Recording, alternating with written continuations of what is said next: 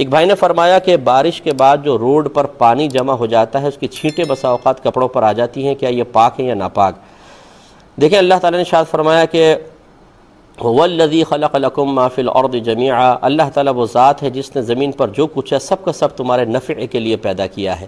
اور نفع حلال اور پاک سے اٹھایا جا سکتا ہے۔ اس کا مطلب یہ نص قطعی بتا رہی ہے کہ جو روڈ پہ پانی موجود ہے وہ اولاً تمہارے لیے بالکل پاک ہے، اس سے نفع اٹھایا جا سکتا ہے، یعنی وہ ناپاک نہیں ہے۔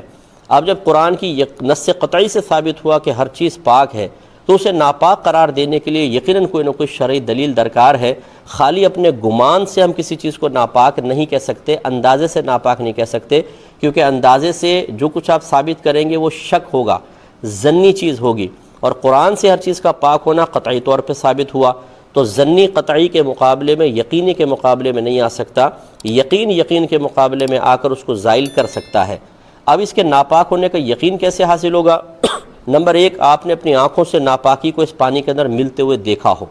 نمبر دو، کوئی ایسا شخص جس کا ظاہر باشرع ہو، کبھی اس نے آپ کے سامنے جھوٹ نہ بولا ہو، نمازی ہو، متقی ہو، پرہیزگار ہو، وہ یہ کہہ رہا ہو کہ میں نے اپنی آنکھوں سے اس میں ناپاک پانی ملتے دیکھا ہے، اگرچہ ابھی نظر نہیں آ رہا لیکن میں نے ملتے ہوئے دیکھا ہے، تو اس کی خبر کا اعتبار کرنا لازم ہے۔ اب یقین حاصل ہو گیا، اس سے بچنا لازم ہوگا، یہ ناپاک ہوگا۔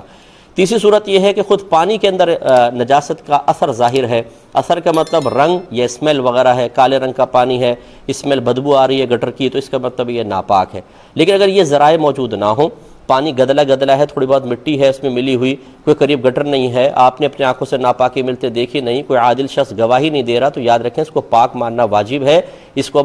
ناپاک نہیں کہہ سکتے ہیں، اور اگر یہ آپ کے کپڑوں تک پہنچ گیا تو آپ کے کپڑے بھی پاک رہیں گے۔